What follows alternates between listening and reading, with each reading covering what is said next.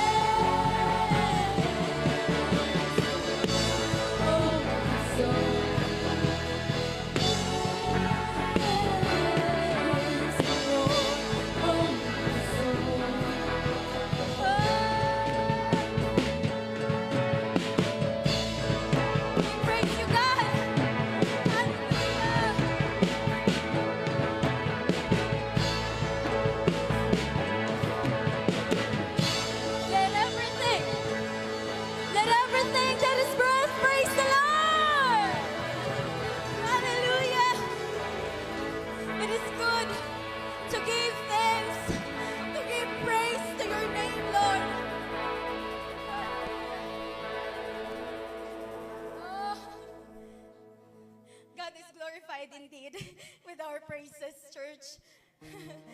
Happy si Lord. Masaya siya dahil tayo ay nag-praise sa Kanya. And this day, we will welcome here. We will welcome God to work and to be with us in our midst. Oh Lord, come and be the center of everything, Lord, in our life, in our praise, in our worship to you, Lord. There's nothing like you, Lord. Thank you, Lord, for all the things that you have done for us, Lord. We thank you, God, for you are faithful and good, God. Hallelujah. Feel free, Lord, to move in our heart.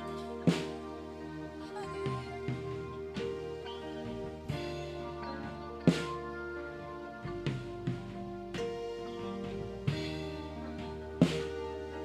Let's open our hearts before God.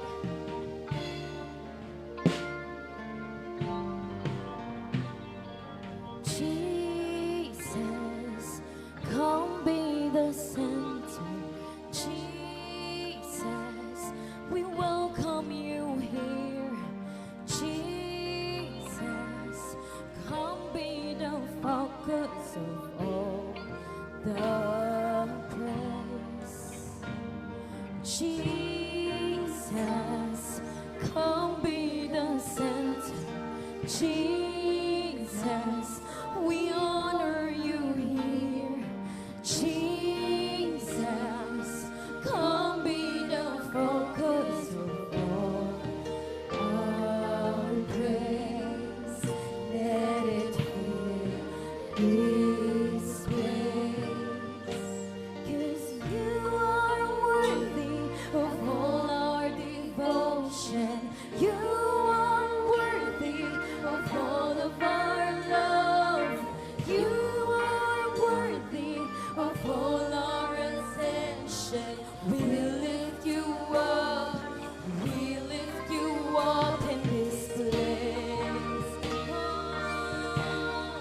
we lift you up in this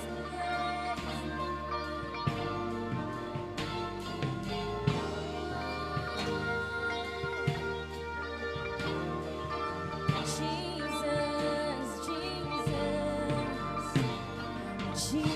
Jesus,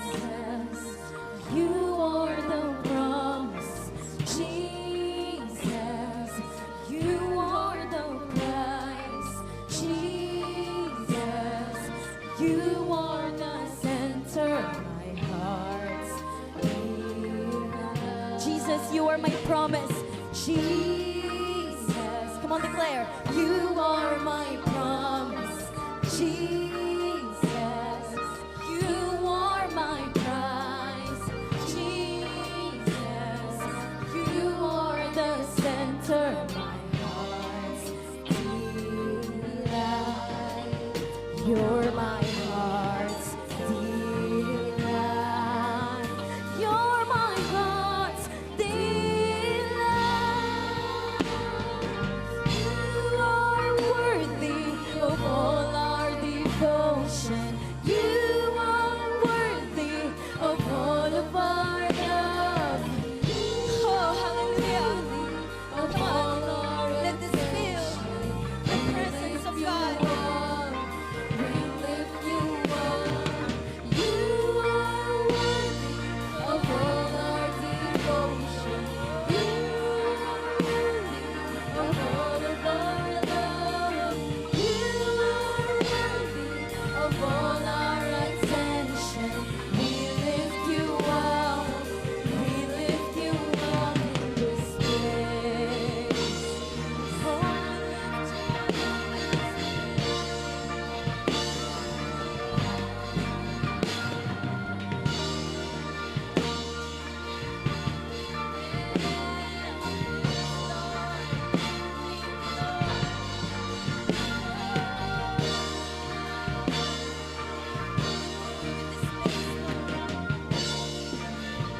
Make our hearts come alive. Make our hearts come alive.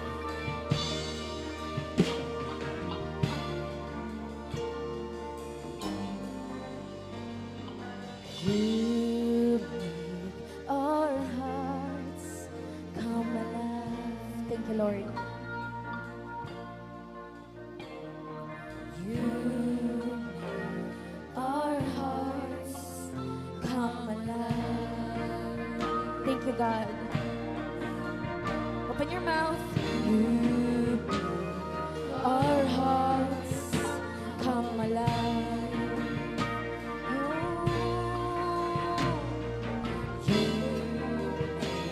Our hearts come alive.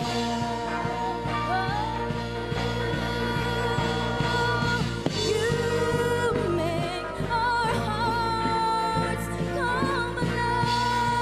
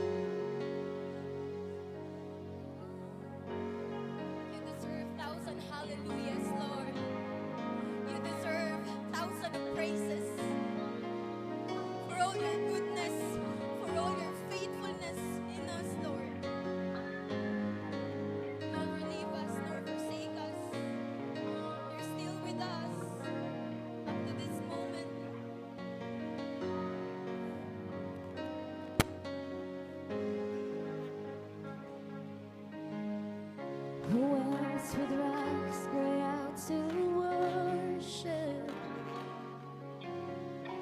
whose glory doth the stars to shine.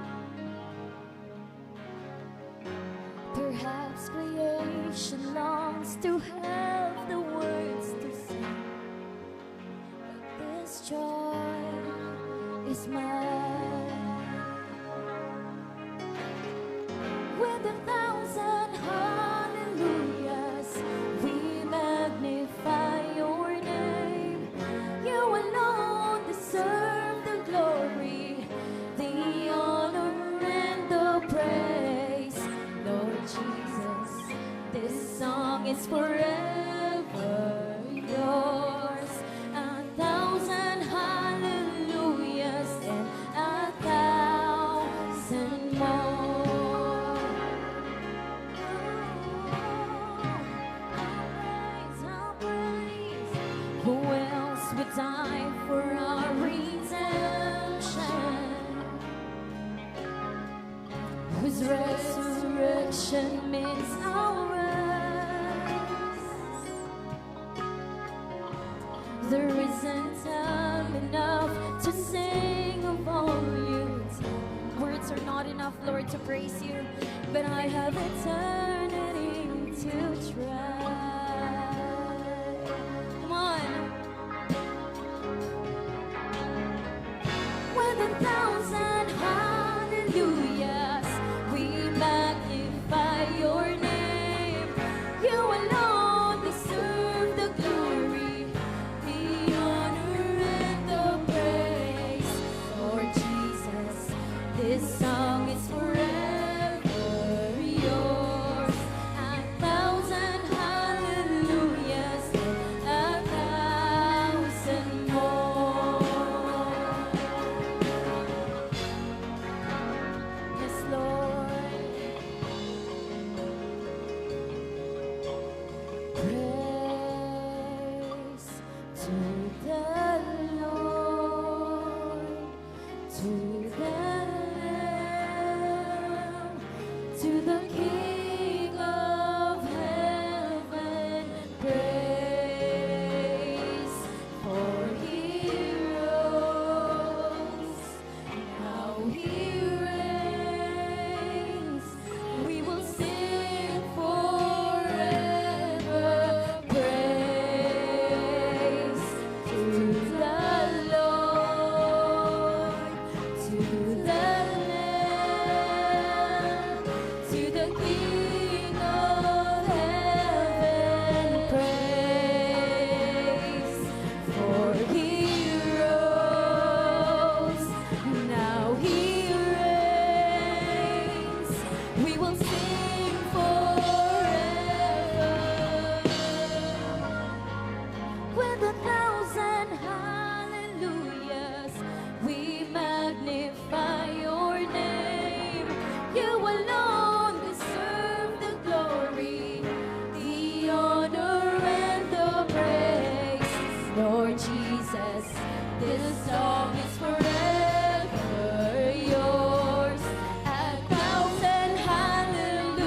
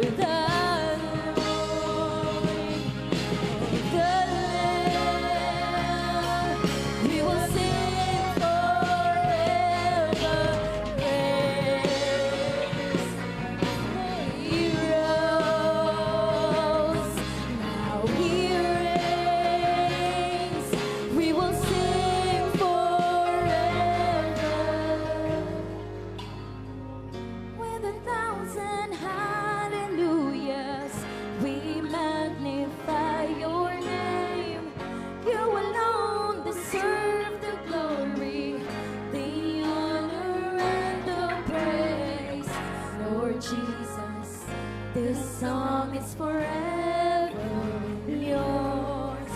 1,000 hallelujahs, 1,000 more. Hallelujah. Come on. Let's give Him praise. Hallelujah. Hallelujah, Jesus, you alone.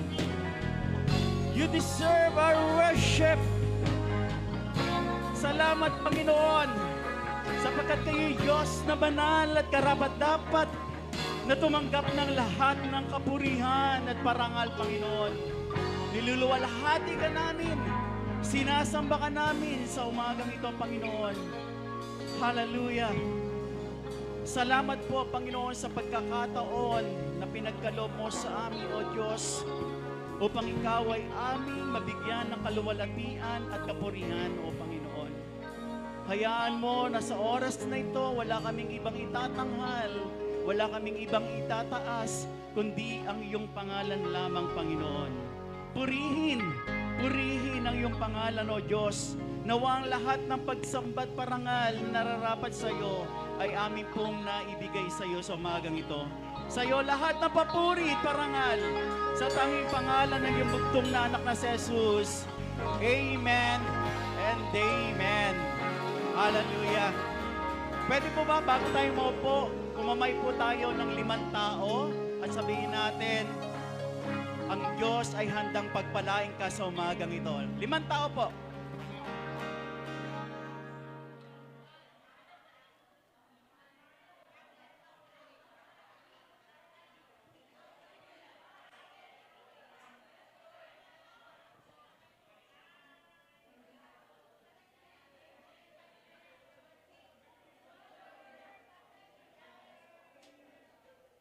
Amen. Nakailan tao na po tayo? Mukhang nakasampu na yung iba. But praise the Lord dahil alam ko po na ang umagang ito ay isang umaga ng punong-puno ng pagpapala at panibagong kalakasan ng ating Panginoon. Amen. Sapagkat tayo po ay patuloy na umaasa, nagtitiwala sa kagalingan, kagandahan ng ating Diyos na buhay. Amen. Sapagkat ang ating Diyos na pinaglilingkuran ay hindi po patay, no? Hindi po siya naka-stay lang sa isang area, kundi ang Diyos natin ay gumagalaw, no? Nakamasid sa bawat araw ng ating buhay, nakatunghay, at pinagmamasdan ang bawat galaw ng kanyang mga anak at patuloy na pinagpapala, pinalalakas, tinutulungan, pinutugon ang kanyang ating mga panalangin. Amen? Ayan. So excited po ba kayo sa umagang ito? Amen. Sino po dito yung excited na sila ay nakarating sa bulwagang ito? Ayan. So praise God. So salamat po sa lahat ng mga nakatunghay, patuloy sa ating pong online, no? Sa ating pong patuloy, sa inyo pong patuloy na pagsama sa atin, no? Ito yung araw ng linggo at pakiusap lang po. Tapusin po natin, huwag niyo po kaming tutulugan. Kung natutulog po yung mga nasa bulwagang ito, kayo po huwag matutulog na nasa inyong mga tahanan. Kasi mas madaling matulog pagkatabi ang unan, may katabing kumot, may katabing kama. Masarap matulog. Amen? Ayan. So, magandang umaga po sa inyo lahat. Alright. So, salamat po sa ating music team. So, makita nyo, lumalaki po, lumalawak ang ating membro ng ating mga manunugtog. Tama po ba? And salamat tayo, may bago na naman silang na-recruit, no? From Win Palumpon, si ating kapatid from si Brother Brian. Ayan. So, thank you, brother, no? Talagang alam ko na uhaw ka, no? Mukhang ilang buwan na parang na no? Nawala sa tawag dito na hindi nakakapit ng gitara, pero ngayon ay muling binigyan ng pagkakataon, opportunity to serve the Lord continually. Kahit wala siya sa Win Palumpon, andito siya sa Win Sukat. Amen. So, binigyan natin pagkakataon para tuloy-tuloy yung paglilingkod sa Diyos. Amen po ba? Ayan. Yan po yung pamilya, no, ng Word International. Kahit saan po kayo magpunta at magtungo, national o international, ay kayo po yung handang kupkupin, no, para tuloy-tuloy ang inyong tulong, tawag dito, yung plano ng Diyos sa buhay nyo ay patuloy na marating at maabot, no? Hindi po mawala. Amen? Ayan, ang dami ko na sinasabi. Nagpaalis lang po ako ng kaba sa umagang ito. Alright. Nauhaw ako. Pwede po bang uminom?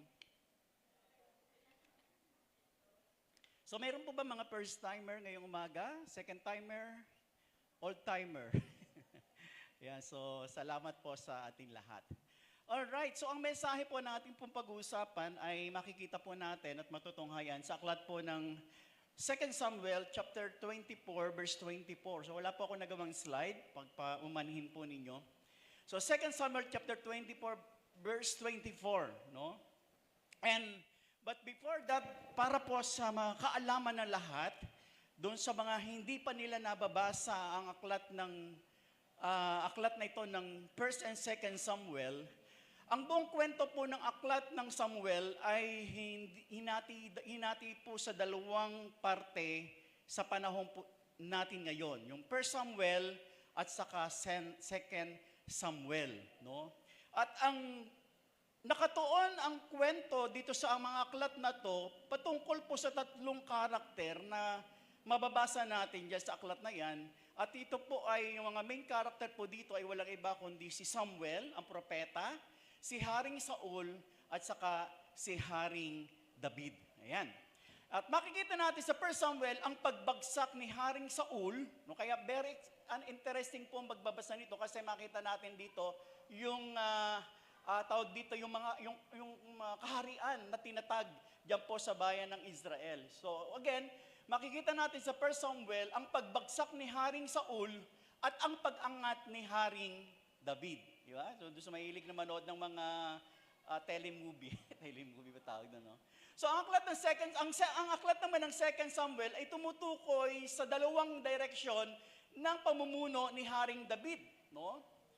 Ang patungkol sa panahon ng pagpapala at tagumpay na naranasan ni David. At pangalawa pong ay panahon ng pagbaksak ng moral at ang nakalulungkot na resulta nito na naranasan po ng bayan ng Israel. At si Propeta Samuel po ang huling hukom ng Israel. Para sa hindi nakakaalam, ang bayan ng Israel ay pinamunuan po ng mga judges o mga hukom.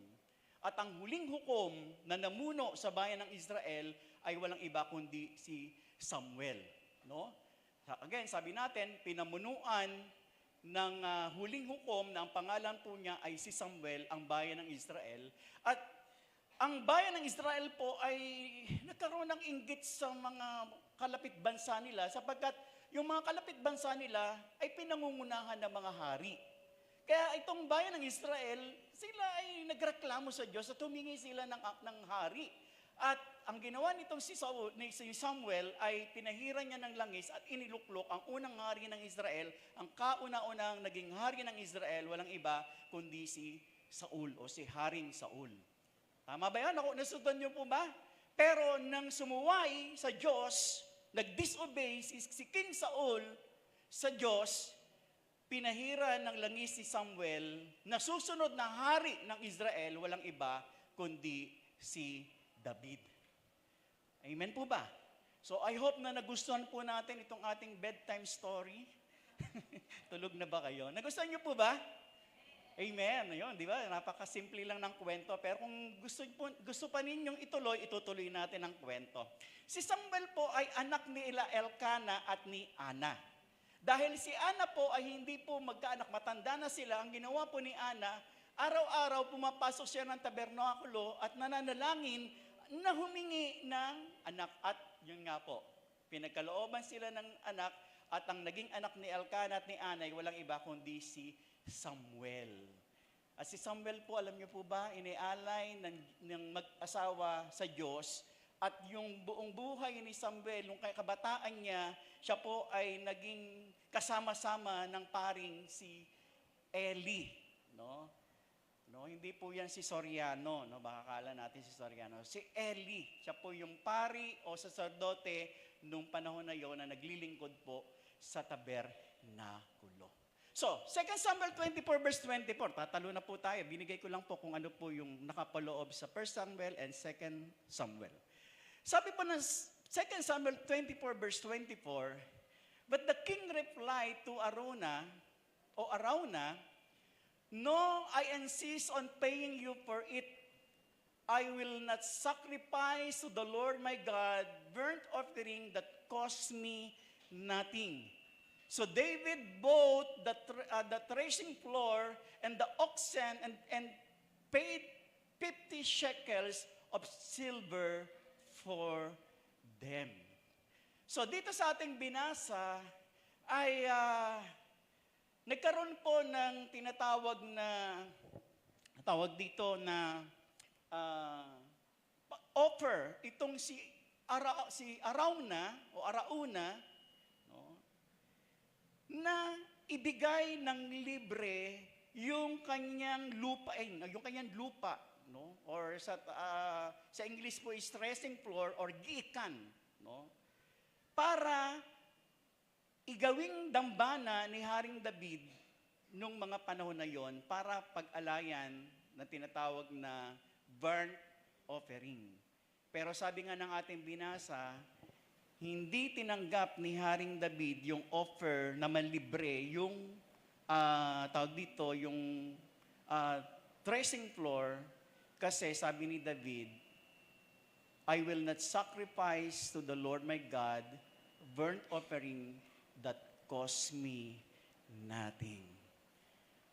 Ano po kaya ang nais ituro dito ng ating Panginoon sa ginawang itong ni Haring David na pagpupumilit, no? Pagpupumilit na bayaran na sa halip na makuha ng libre, dahil ibinibigay ng libre ni Arauna yung yung lupa, pero makita natin pinagpilitan ni Haring David na bayaran.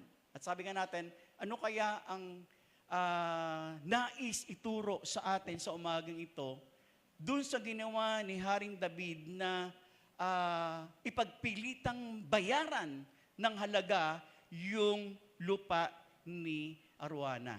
So, ano po ang aspeto or uri ng pagsamba at sakripisyo na gusto pong ituro sa atin sa umagang ito?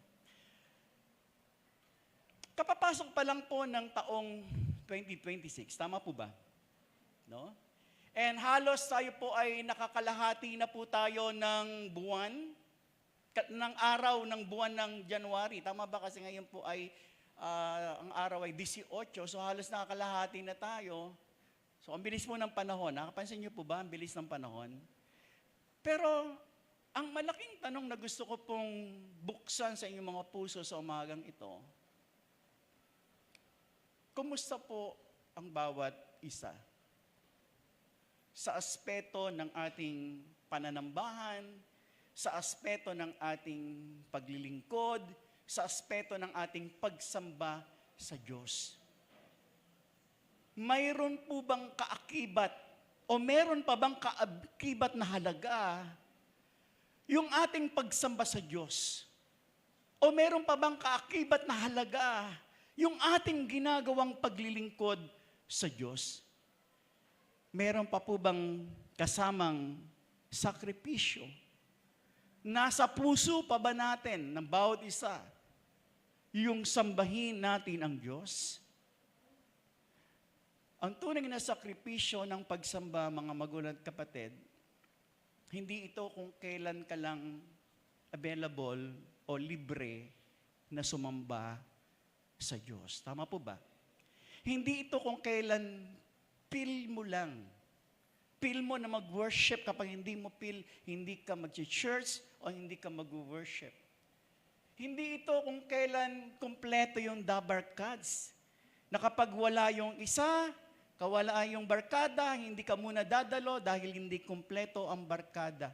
Ang worship po o ang pagsamba o ang pagdalo ng simbahan, hindi po barkadahan. It is your personal devotion to God. Maliwanag po ba yon? Hindi ito kung may ayuda sa church or wala. Dapat may ayuda o wala sa church, dapat nag-worship. Hindi rin ito konbinyente ng oras mo na kung kailan ka lang maluwag ang oras mo, o meron ka lang oras sa araw na to, saka ka lang mag-worship kay God. Ang worship is your true devotion to God. Dapat ang worship, pinaglalaanan natin ng oras. Pwede ba sabihin sa katabi mo? Ang worship dapat pinaglalaanan ng oras. With conviction, mga kapatid, ha? With conviction. Tingnan mo ng eyeball to eyeball. Sabihin mo, ang worship dapat pinaglalaanan ng oras. Amen. Okay. Ganito po ay pinresenta ni Haring David, yung uri ng tunay na pagsamba sa Diyos. Ang uri ng tunay na pagsamba sa Diyos may kaakibat na halaga. Hindi ito libre. Ito ay pinaglalaanan ng oras, ito ay pinagsisikapan o binibigyan ng oras. Amen po ba? At ito po ang title ng ating pag-uusapan. Wala po sa slide, The Cause of True Worship. Ang halaga ng tunay na pagsamba. Amen? Tayo po'y manalangin. Panginoon, pagpalain niyo po ang oras ng aming pong pag-aaral ng iyong salita. Manguna ka sa amin. Buksan mo ang aming puso, maintindihan po namin, O Diyos, ang estado ng aming pagsamba, ginagawang paglilingkod sa iyo. Ito ba'y may halaga pa o ito ay depende na lang sa aming kaalwanan? Panginoon, tulungan niyo po kaming maintindihan po namin at mabalik, O Diyos, ang aming puso sa pagsamba sa iyo. Ito po ang aking dalangin sa pangalan ni Jesus. Amen. Kung meron man akong kailangan ninyong matutunan sa umagang ito, ay ito. Ang pagsambang may halaga, sa Diyos ay mahalaga at kinalulugdan. Amen po ba? Sabay-sabay nga po tayo. Ang pagsambang may halaga, sa Diyos ay mahalaga at kinalulugdan. Mahalaga po ba? Tama po ba na ang pagsamba natin ay may kaakibat na halaga? Or kung ano lang yung meron ka? Or kung ano lang yung sobra sa'yo? Or kung ano lang yung pwede mong ibigay? Ganun po ba ang pagsamba? Ganun po ba ang paglilingkod? Tandaan po natin, ang pagsambang may halaga, sa Diyos ay mahalaga at kinalulugdan. Amen po ba? Okay. To give you a quick background, gumawa po ng maling hakbangin si Haring David na nauwi po sa malaking pagpaparusa sa buong Israel. Amen po ba? Sino po dito o nagkakaroon ng mga maling hakbangin o desisyon sa buhay? No? Tama po ba? May mga pagkakataon po tayo, no? Hindi naman tayo mga perpekto. No, kahit tayo maka-Diyos, kahit tayo laging nasa simbahan, may mga pagkakataon tayo po'y nakagagawa ng maling desisyon.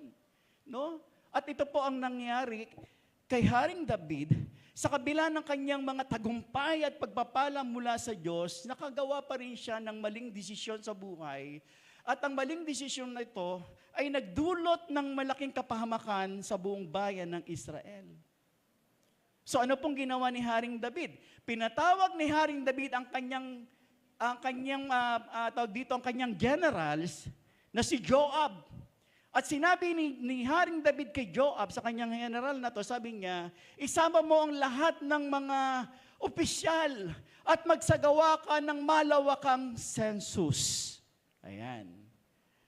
Sa lahat ng aking nasasakupan, parang ganon, sa buong kaharian, bilangin mo ang mga tao, magbilang ka at mag-report ka sa akin. So yun po yung pinagawa ni Haring David kay Joab, na umabot po ng 9 na buwan at 20 araw yung tagal ng pagbibilang, no, bago talaga makumpleto yung bilang at mai-report kay Haring David kung ilan ba yung yung bilang ng kanyang mga kawal o mga sundalo.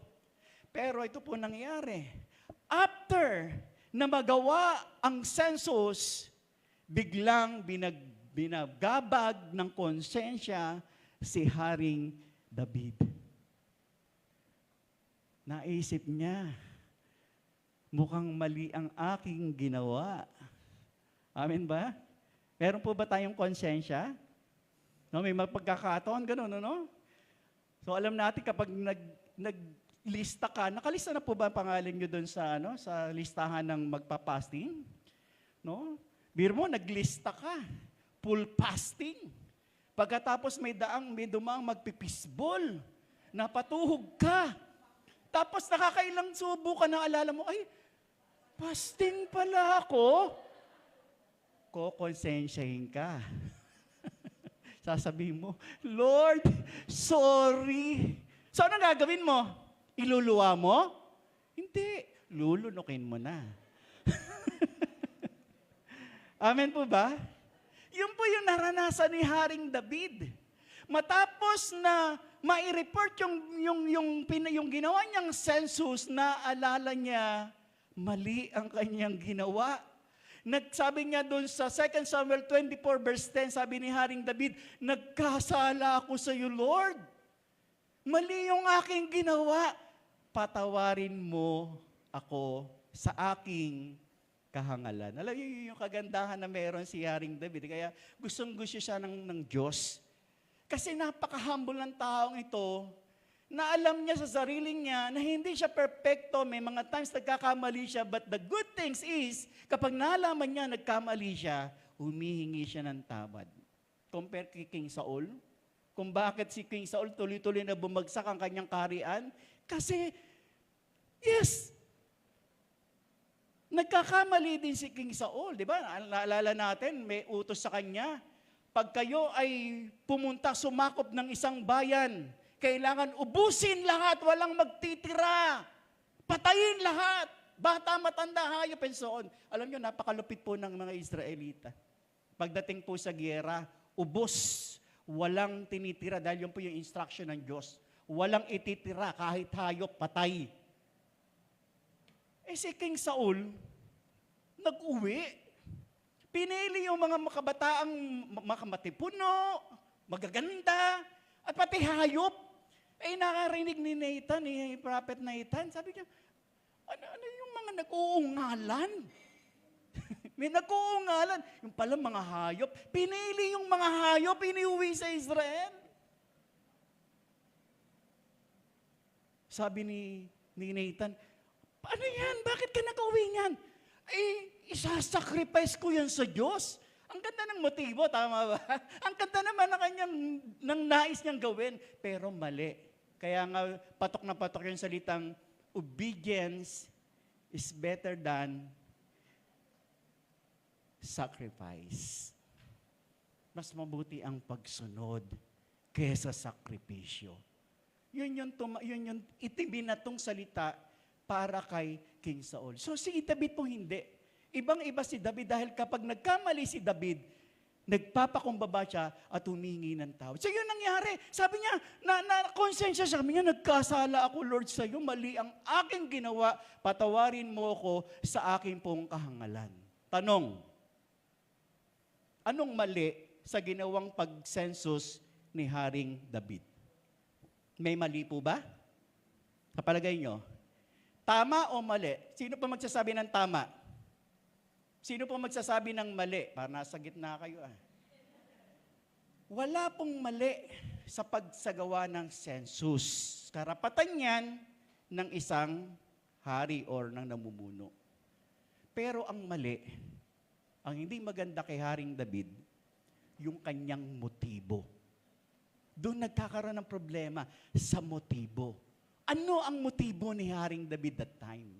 Ang nais malaman ni Haring David ay kung gaano nakalakas ang sandatahan ng kanyang kaharian. Nakuha niyo po ba? David desires to assess the military strength of his kingdom.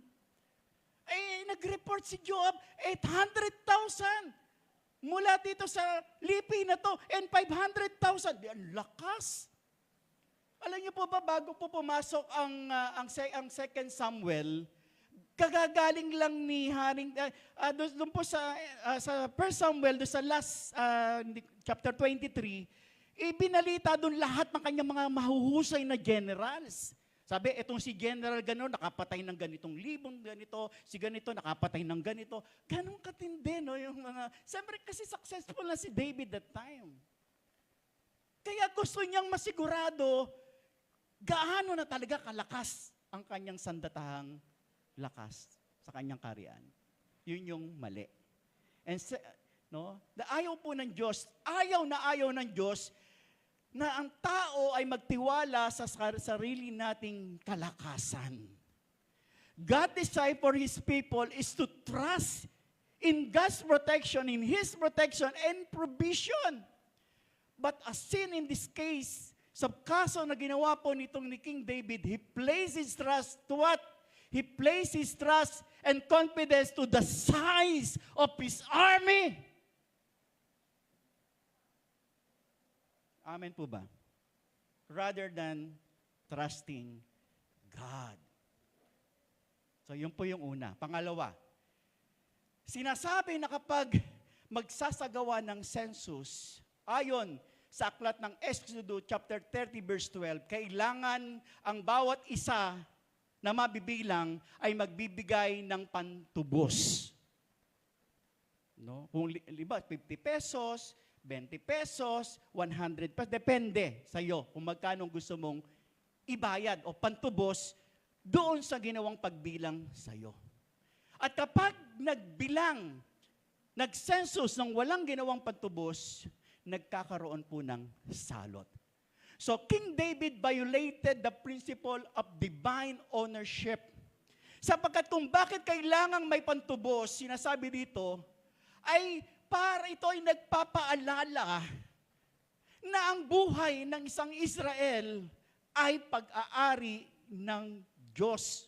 Hindi ito pag-aari ng sinumang hari, hindi ito pag-aari ng anumang estado, kundi ang bawat isa, ang bawat mamamayan ng Israel, pag-aari ng Diyos. Failure to observe the principle could imply that David was treating the people. Inari ni David ang mga tao, ang mamamayan ng Israel, as his own possession. Instead of acknowledging that they belong to God. Nasusundan niyo po ba mga kapatid? Ibig sabihin, hindi aksidente na mangyari na magkaroon ng salot sa bayan ng Israel. Napakalinaw ng sinabi ng Diyos kung walang pantubos na ibibigay ang bawat isa sa gagawing census, magkakaroon ng malaking salot. Ang resulta, after the census, 70,000 people died dun sa salot na yon. Just in one day, or I don't know, 1 day or 3, kasi 3 days lang yung salot eh. Maybe 1 day, 70,000 died. So God offers David 3 options for judgment. Bago mangyari yung salot, pinamili si Haring David ng 3 option ng judgment. At ito'y piniresenta sa kanya ni Propeta Gad. G-A-D, not G-O-D. Propeta Gad. No? 3 option. 3 years of famine, 3 taong pagtagutom. 3 months of fleeing from his enemies. 3 buwan na tawag dito pagtakas sa mga kaaway. And 3 days of plague. O salot, 3 araw ng salot. Ano po ang sagot ni Haring David? Ang tinanggap po ni David ay 3 araw na salot. But David chose to fall into God's hand. Sabi niya, mas pipiliin ko ang parusa ng kamay ng Diyos dahil alam ko ang Diyos ay mahabagin kaysa ako ay mahulog sa kamay ng mga kaaway. Kaya sabi nga natin kanina, ang resulta, 70,000 Israelites died doon sa salot na nangyari. Amen. To cut the long story, ng kasunod ng pupuksain ang Jerusalem. No? 7,000 na yung namatay. So ang next target ngayon ay ang Jerusalem. At nung naando na yung anghel, nakaamba na, ready nang iunat ang kanyang kamay para ibuhos ang salot sa Jerusalem, para puksain ang Jerusalem, pinigil ng Diyos ang anghel. Sabi ng Diyos, tama na! Parang gano'n, no? Huwag mo nang ituloy. Kasi alam mo, nasasaktan din ng Diyos kapag kahit na siya yung nagpaparusa sometimes, pero nalulungkot din siya. Kaya nung nakikita niya, ang dami nang didisgrasya sa bayan ng Israel na inarugaan niya, inalagaan niya, pinurotektahan niya. Ngayon, eto, isa-isang namamatay dahil sa salot. Sabi niya, tama na, huwag mo nang ituloy. So, nung panahon na, sabi nga natin, sabi ng verse 16b, ang anghel na mamumuksa ay nakatayo no, sa giikan ni Arauna. Isang Hebuseo. Hindi po Israelites to. Isang Gentiles. So ang giikan ni Arauna ng isang Hebuseo ay nasa mataas na bahagi ng Jerusalem. Ibig sabihin, ang Jerusalem palagay nandito sa baba, ang giikan ni Arauna ay medyo mataas. Kaya kita ni David yung anghel na namumuksa. At nung nakita ni David yung anghel, siya po ay napadasal. Kasi susunod na sila eh. Sabi niya, Lord, napakalaki ng pagkakasalang nagawa ko sa inyo. Nadadamay itong mga walang malay na tao, itong mga walang malay na tupa. Ako na lang, Lord, ang parusahan mo't ang aking pamilya. Ganun po kababa si David. Handa niyang akuin ang parusa para sa kanya. So, mailigtas lang yung kanyang mga kababayan dun sa salot na yun. Pero ito po nangyari. Sa 2 Samuel 24 verse 18 to 19, ang bilis ng sagot ng Diyos. Dumating kaagad si Propeta Gad. At ang sabi ni Propeta Gad, David, ito ang sagot ni Lord sa'yo. Umakyat ka doon sa giikan ni Arauna at magtayo ka ng dambana at mag-alay ka. Amin po ba? So inutosan ni Propeta Gad si David na magtayo ng dambana sa giikan ni Arauna para matigil na yung salot. So to cut the long story, nagtungo, no? Ang bilis ni David, nagpunta agad siya sa giikan ni Arauna upang bilhin ang giikan na ito. Subalit, nung magkausap yung dalawa, lahat ng bibilhin ni David, ng mga kailangan niyang lupa at para panghandog, pagtayo ng dambana, gustong ibigay ni Arauna ng libre. Pag nakarinig ka ng libre, sasabihin mo, wow, libre! Tama ba? Yun yung impression natin kapag may maglilibre. Natutuwa tayo, libre, pagkakataon na natin malibre. Lalo na kung first time lang siya maglibre, talaga nakakagulat, no? Magugulat kayo. Napapawang tayo kasi libre. Pagkakataon na yun. Pero, anong sagot ni David? Hindi po niya tinanggap yung libre. Amen? Sabi ng 22, sabi ni Arauna kay David, may the Lord the King take whatever seems good to him and offer it up. Sabi doon. Eto na po, mahal na hari, pati itong aking oxen, etong pamatok, gawin yung panggatong, itong kalesa, gawin yung panggatong para meron kayong magamit sa inyong paghahandog. At nawa, maging kalugod-lugod ang inyong gagawing paghahandog sa Diyos.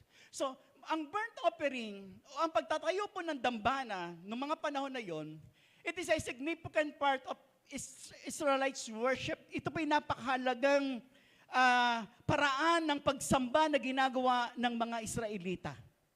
kung tayo sa panahon natin, tayo po yung pumupunta sa church, nag-worship tayo, nagsuserve tayo, we do anything para kay God, no?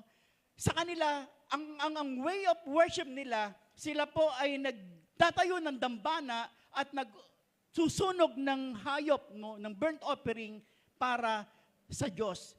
Amen? Yun yung way ng kanilang worship. So, sabi nga ng kanina, tinanggihan ni Haring David yung alok ni Arauna.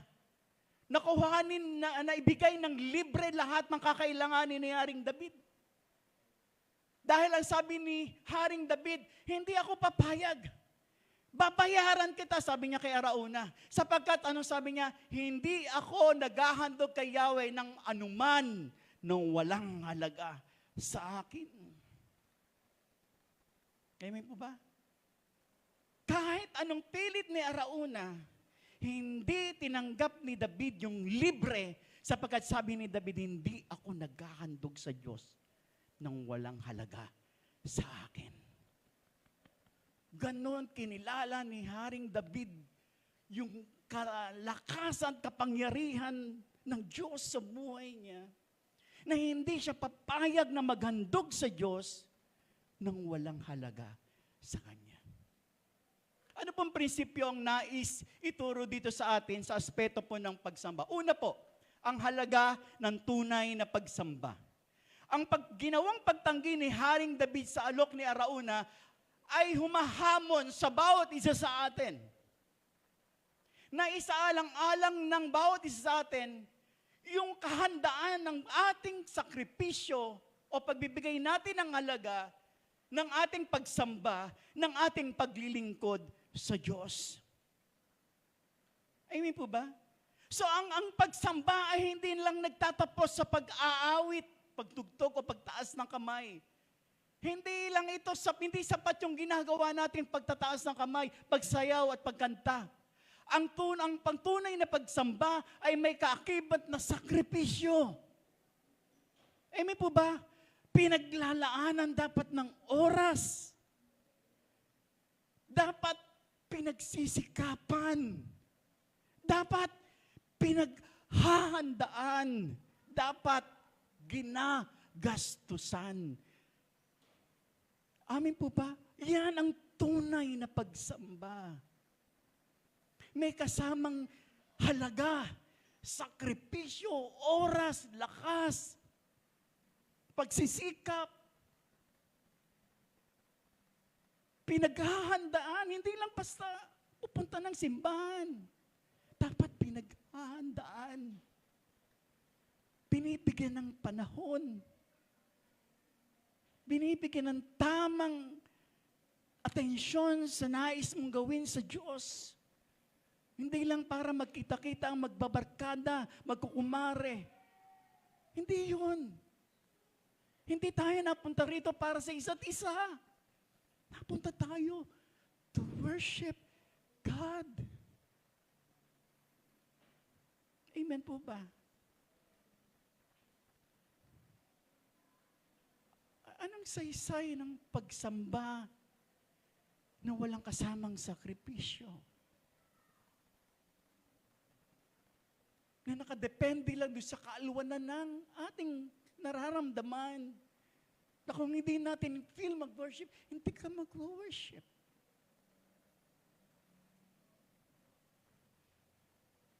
Sabi nga natin, worship is your personal devotion to God.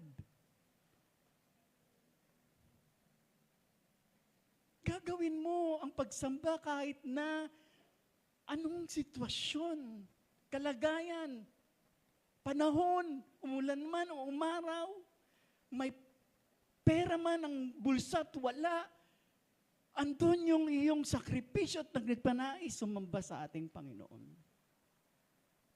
Pangalawa po, ang puso ng pagsamba. Ang pagpupumilit ni Haring David na bayaran si Arauna ay pagpapaalala sa atin lahat na ito ay ng pagsamba. Sabi nga rin kanina, ito ay tunay na devotion. May tunay na devotion sa Diyos. Meron kang malalim na pagmamahal sa Diyos. Ginagawa mo ito dahil mahal na mahal mo si God. Ang tanong, ito ba yung nakikita sa ating pang-araw-araw na pamumuhay? Or sa labi lang naririnig? O sa salita lang madalas na natin nasasabi, mahal natin ang Diyos, pero hindi nakikita sa ating pang-araw-araw na buhay o pamumuhay? Dapat ito po ay nakikita sa pang-araw-araw ng ating buhay. Hindi lamang sa loob ng simbahan, kahit sa loob ng opisina, sa loob ng tahanan natin, dapat nakikita yung ating tunay na pagmamahal sa Diyos. Pangatlo po, pananampalatayang maiiwan at magpapatuloy. Ang lupaing binili ni Haring David kay Arauna para tayuan ng dambana, ito po ay naging lokasyon sa itinayong templo ni Haring Solomon. Amen po ba? Nakuha niyo po ba yung ganda ng pangyayaring yon? Hindi nagkataon lang na pinagpilitan ni David na mabili yung lupa na yon na hindi makuha ng libre. Hari siya, may kapangyarihan siya, pwede niyang kuhanin, walang gastos. Pero sabi, hindi ako papayag na hindi ako gagastos para sa Diyos. At yung lugar na yon, yung lokasyon na yon, pinagtayuan ng templo na pinatayo. Yung templo na permanenteng tahanan ng Diyos. Kasi dati, nasa tabernakulo. Ang tahanan ng Diyos nasa tabernakulo. Isang tolda. Tama ba yon? So sabi ni David, nakapagpagawa na siya ng palasyo, sabi niya, ngayon, naitayo na ang Israel. Sabi niya, eto na. Dapat naman, panahon na para ipagpatayo naman namin kayo ng tahanan nyo. Pero sabi ni Lord, hindi ikaw ang magtatayo ng tahanan ko. Ang magtatayo ay walang iba kundi ang iyong anak. Dahil ang iyong kamay ay punong-puno ng dugo. Kasi ang ginawa po ni David that time, kanyang panunungkulan, puro gyera. Pakikipagdigma. Kaya ang inatasan ng Diyos na magtayo ng templo ay ang kanyang anak na si Haring Solomon. At doon mismo, doon sa lagyan ng dambana ng Diyos para matigil ang salot, doon mismo itinayo ang templo, ang permanenteng tahanan ng Diyos, ng presensya ng Diyos. Amen po ba? Nakuha niyo po ba yun? No? So, ito po yung nagpapakita sa ating lahat ng ating pananampalataya, mahalaga na ating pananampalataya at pagsamba sa kasalukuyan, ay pwede pong maka-impluensya din sa mga susunod na henerasyon. Para may magpapatuloy ng ating faith, may magpapatuloy ng ating pagsamba, na hindi lang matatapos sa atin. Na kapag tayo ay nag-disappear na sa mundong ito, kinuha na tayo ng Panginoon, meron pa rin mga susunod na henerasyon na magpapatuloy ng iyong pananampalatayang sinimulan, may magpapatuloy ng iyong pagsambang pinakita at sinimulan sa simbahang ito. Yun po yung nais ng Panginoon na may yung pananampalataya nating maiiwan ay dapat mayroong nagpapatuloy. Hindi dapat matatapos. Amen po ba? Amen?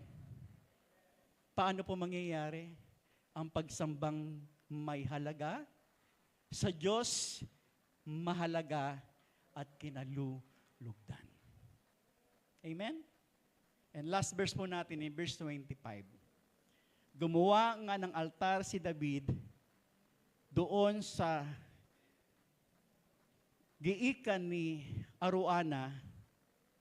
Nagsunog siya doon ng hayop. At ano niyo po naging resulta after nun? Pinakinggan ng Diyos ang panalangin ni David. Natigil ang salot. Praise God. Purihin ang Panginoon. Amen. Pwede ba natin palakpakan ng Panginoon? Tandaan po natin, ang Diyos na ating sinasamba at pinaglilingkuran ay karapat dapat sa ating pong pagsamba. Amen po ba? Ito ang tamang tugon ng tao. kung sino ang Diyos at kung ano ang kanyang mga ginawa sa atin. Dapat pinaggugugulan natin ang halaga ang ating pagsamba. Dapat ginugugulan natin ang halaga ang ating paglilingkod sa Diyos. Hindi yung tira-tira lang ang ibibigay natin. Hindi yung kaalwanan lang natin ang ibibigay natin. Dapat ito ay mayroong halaga. Ginugulan mo ng halaga. Mahalaga sa iyong sarili. When Christ offered His life as a sacrifice on the cross, tinapatan po niya yun ng halaga.